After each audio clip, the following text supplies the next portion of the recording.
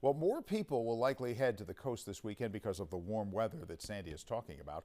The California Department of Public Health, however, is warning people that bird flu is now a serious problem that could be found in marine mammals as well as birds. ABC 7 Eyewitness News reporter Suzanne Phan with what the experts are saying.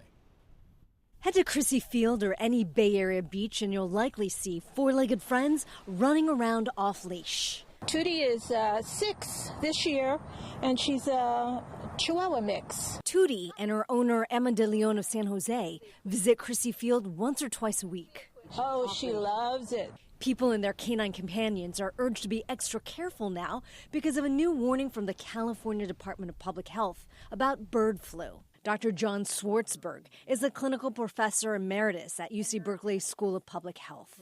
Well, for the first time, we've seen at Año Nuevo Beach, some of the seals, pups and seals, developing bird flu. We know that bird flu, quote, bird flu, is really an influenza virus that can attack lots of mammals. Dr. Schwartzberg says it's a red flag that mammals can get infected. We reached out to the Marine Mammal Center, and they remind people and their pets that they should keep their distance. They shouldn't approach live or dead animals. You should be careful when you're approaching other mammals, particularly if you're going to be, for example, on the beach and you see a seal, particularly if the seal looks sick, but a well animal could certainly be infected and spread the viruses as well. Dog owner Emma De Leon understands the danger. I see sea lions dead there all the time. At Fort Funston? Yeah, at Fort Funston. We don't go near the animals. We just watch them from afar. Careful. He stays close to me. He's a little lap dog.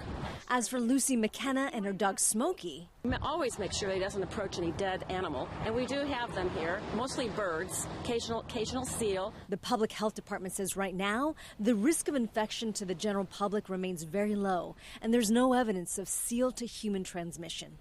In San Francisco, Suzanne Phan, ABC 7 Eyewitness News.